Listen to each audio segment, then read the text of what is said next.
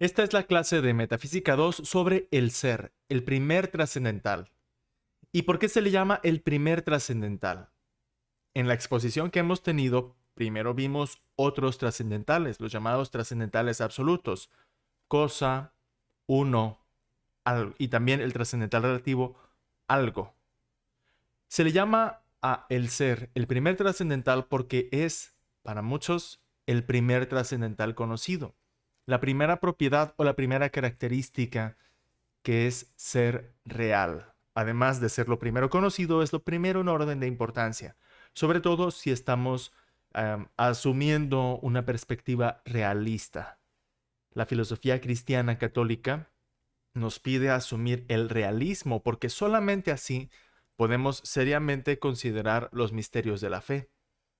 La fe cristiana católica no se basa solo en el acto subjetivo de lo que cada quien quiere creer, sino que la fe se entiende como la apertura o la adhesión, la unión personal a un misterio, a un acontecimiento, en este caso un acontecimiento que es manifestado por Dios y Dios mismo es ese misterio. Bueno, pues por eso, para nosotros particularmente, es importante valorar lo que es el primer lugar o la primera importancia que tiene el ser como primer trascendental. Cuando hablamos de el ser, ¿a qué nos referimos? En la filosofía la filosofía tomista habla del acto de ser, que es lo primero que se capta en la realidad. Lo primero que el intelecto capta es esa característica, esa condición, la condición de ser real. Sin embargo, aunque este es un lema muy clásicamente atribuido a Santo Tomás de Aquino, no existe un único consenso entre los expertos sobre Santo Tomás de Aquino y su filosofía, no existe un único consenso acerca de lo que eso significa en varios puntos. Vamos a ver, por ejemplo, cuando hablamos de el acto de ser, bueno, pero ¿qué acto de ser? ¿A qué acto de ser nos referimos?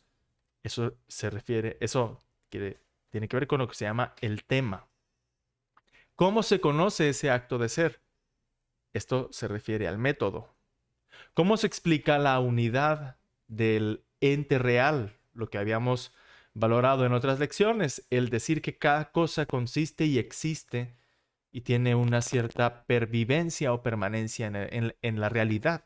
No, la realidad no está compuesta de cosas fugaces, sino de cosas que más o menos se mantienen en una duración, en un tiempo, en un horizonte, no surgen y desaparecen en la nada. Y por último, ¿cómo se afirma la comunidad de lo real? La, digamos, esa coexistencia o convivencia de muchos objetos y muchas realidades en un mismo horizonte o en un horizonte común. Eso es la comunidad de lo real.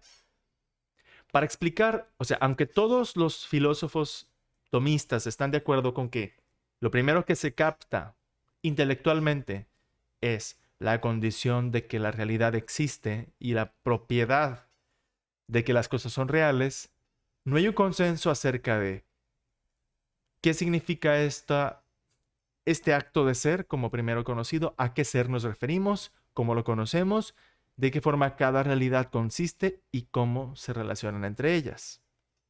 En términos de método, de tema, método, unidad y comunidad, hay dos grandes perspectivas que podemos aquí encontrar.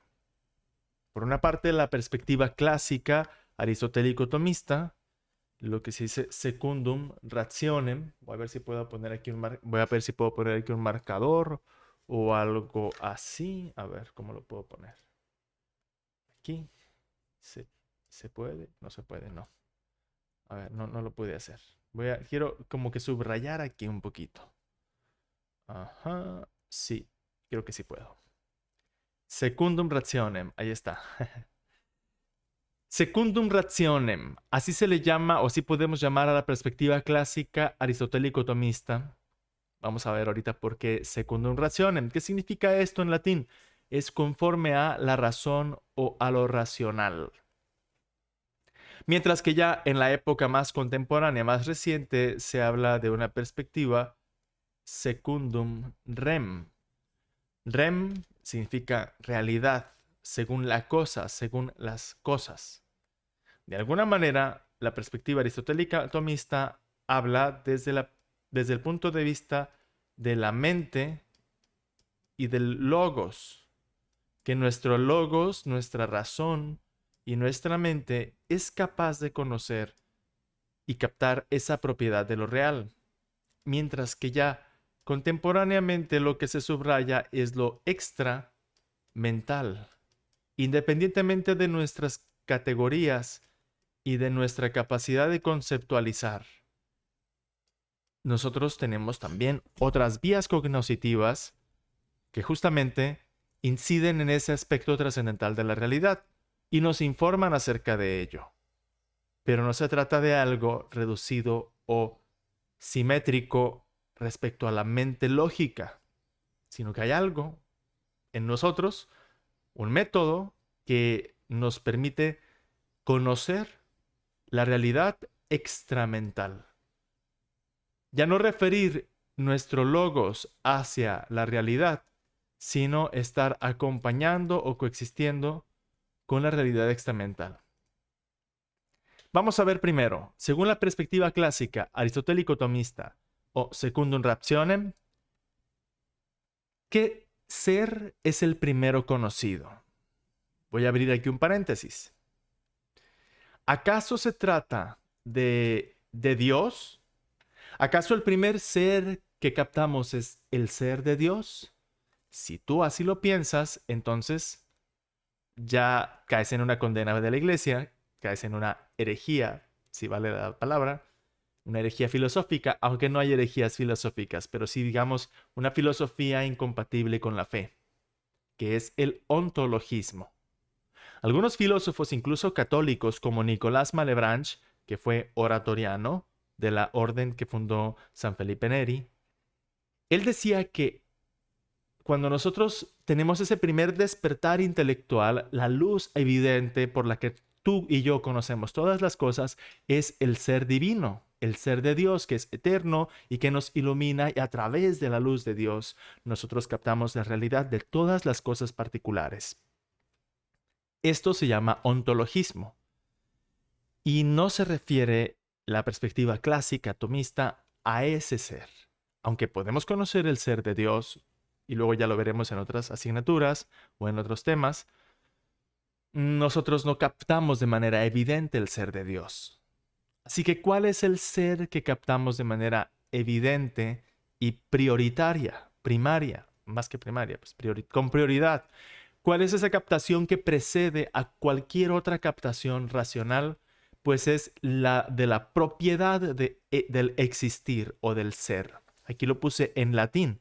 Ese, así con doble S, es ahí está, es el infinitivo del verbo ser en latín.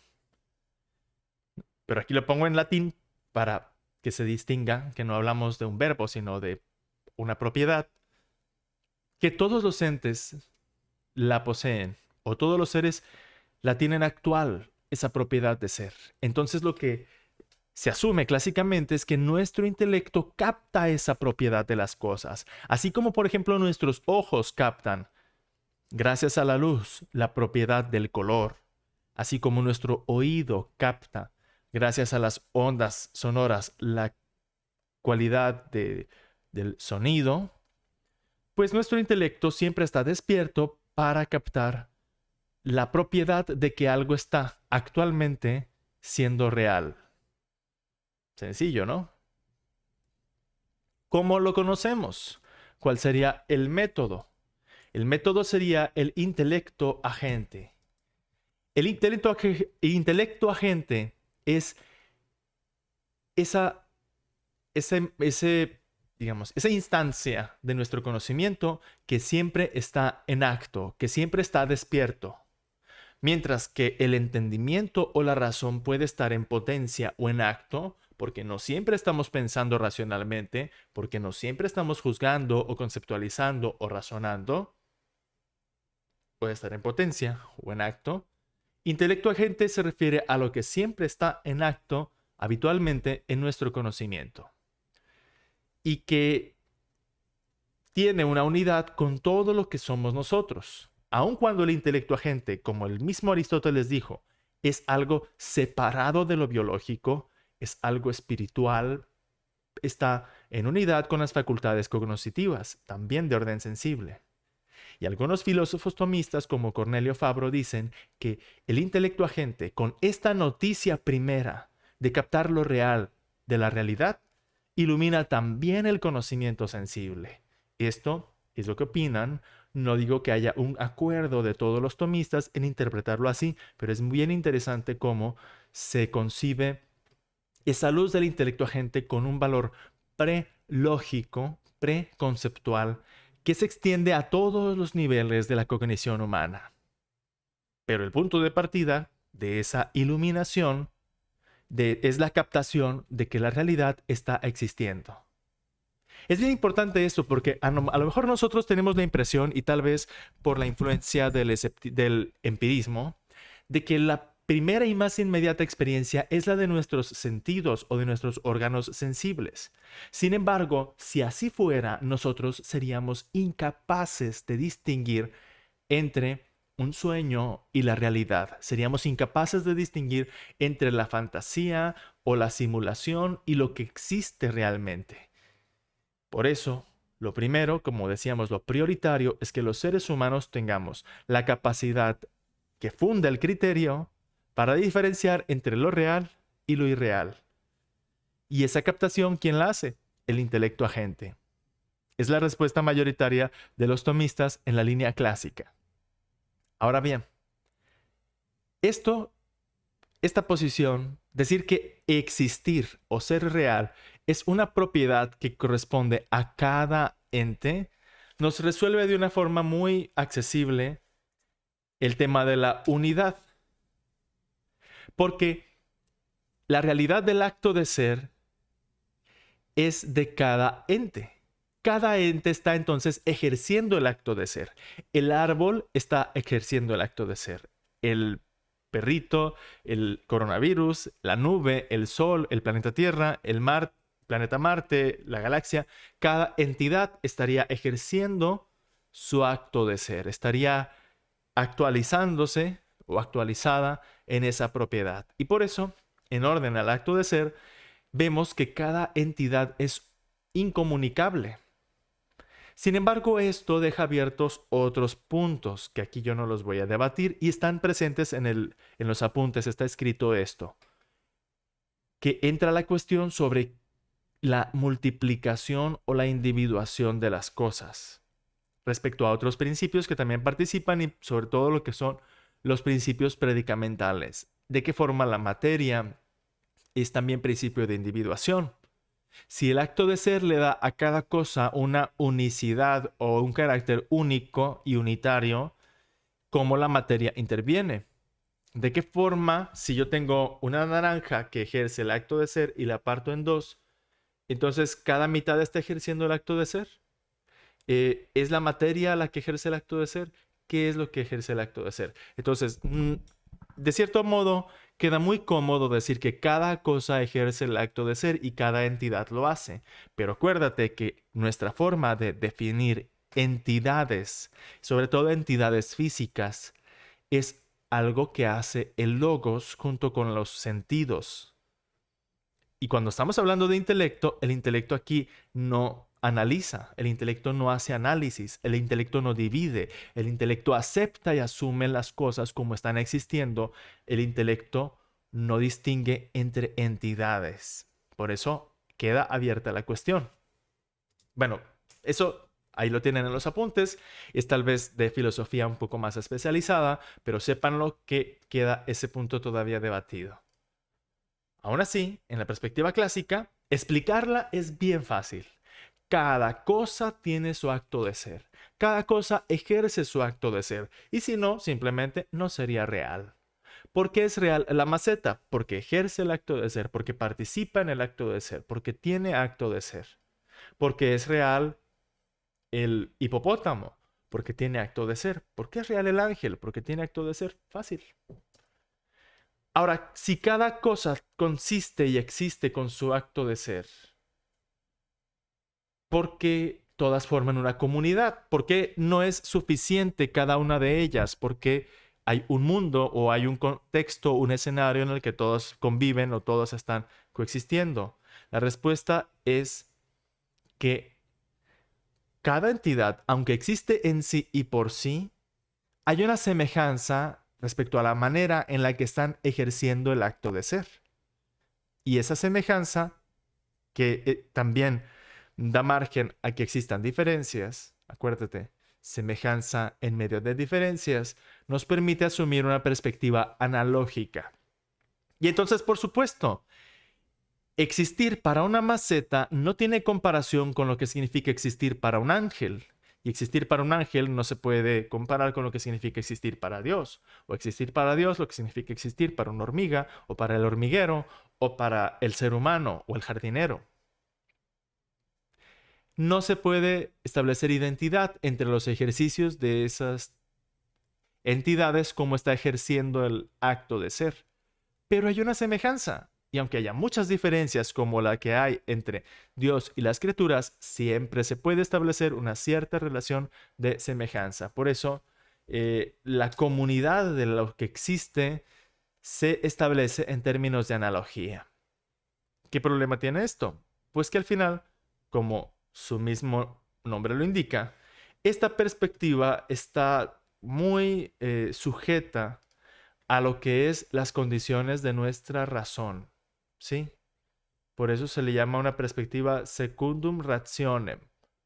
Podría parecer que es muy moderna porque se maneja entre los límites de nuestra razón, pero no, es una perspectiva muy clásica.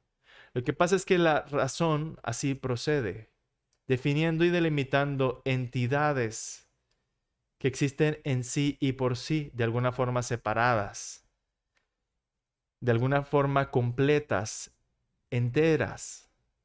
Y eso es justamente lo que el enfoque existencial, el enfoque más contemporáneo, que es extramental, toma como punto de partida.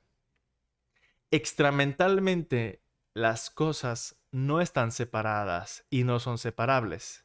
Extramentalmente, lo que captamos, según la perspectiva existencial, es el acto de ser, pero del universo físico. El universo, que es lo que nosotros conocemos por nuestra razón, y que solo por los análisis de nuestra razón es como nosotros podemos diferenciar entre el árbol, la hormiga, el hipopótamo, la ballena, el planeta Tierra o el Sol. Claro, no hay una indiferencia, porque formalmente hablando, nuestra razón distingue la estructura y la configuración del ser vivo, del planeta, de la molécula, de la hoja, de la bacteria, de la estrella. Formalmente hay diferencias, formalmente no todo coincide, pero realmente nada está separado. Lo que captamos intelectualmente es esa no separación y resolvemos el tema de la comunidad entre todo lo que existe, asumiendo que el primer acto o ese que captamos es ese acto participado por todas las entidades predicamentales. Voy a subrayar esto de participado. ¿Quién tiene la existencia? Ninguna de ellas tiene toda la existencia. Ninguna de ellas es completa o en sí. El talento de esto o el mérito de este enfoque es que nosotros podemos asumir con un mayor realismo lo que es la realidad. Tanto la esencia de la rosa, acuérdate cuando estudiamos lo que es la esencia extramental. La esencia de la rosa, extramentalmente, no es lo mismo que la esencia de la rosa, lógicamente. Para nuestro logos, para nuestra mente, la rosa tú la puedes definir en base a conocer su género superior, su diferencia específica, y entonces ya te sale género más diferencia específica, la definición de rosa. O captando lo propio de la rosa respecto a otras entidades diferentes. Pero experimentalmente, para que la rosa sea rosa, necesitas todo el universo. Alguien podría decir que simplemente es explicar la historia de la evolución de la rosa, pero hey, para que evolucione la rosa necesita evolucionar el ecosistema. Y para que cambie el ecosistema necesita cambiar el planeta. Y para que cambie el planeta lo debe hacer el sistema solar y así síguele y síguele y síguele. Al final, para que la rosa sea la rosa y exista como tal, con esa esencia, con esa identidad ontológica, por así decirlo, necesita todo el universo. Entonces lo que realmente existe en sentido fuerte y en sentido extramental es el universo. El método para conocer o captar ese ser del universo, de nuevo, entramos al intelecto agente, que ilumina descendentemente a las facultades. En esto encontramos un punto en común con muchos tomistas de la perspectiva clásica, como Cornelio Fabro en los años de su madurez, o como Jacques Maritain, o como otros que por ahí se mencionan en los apuntes. El intelecto agente que da unidad a la experiencia y también al conocimiento racional, y que es una instancia superior siempre activa que ilumina la experiencia particular o contextualizada de los sentidos y también el conocimiento racional.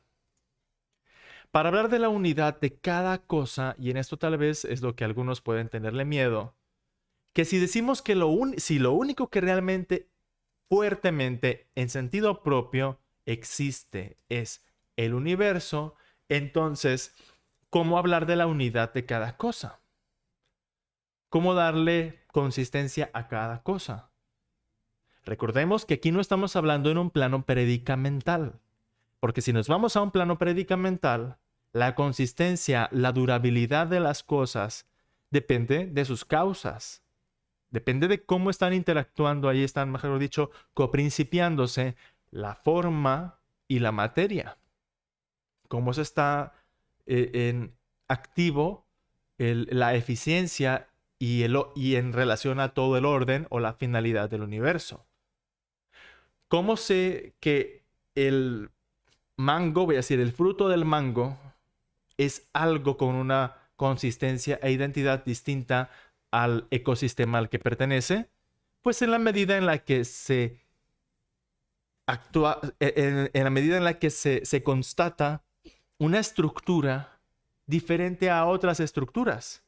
La estructura del fruto mango es diferente a la estructura de la atmósfera o el aire, y es diferente a la estructura de la tierra, y es diferente a la estructura de la rama y del árbol y de la raíz.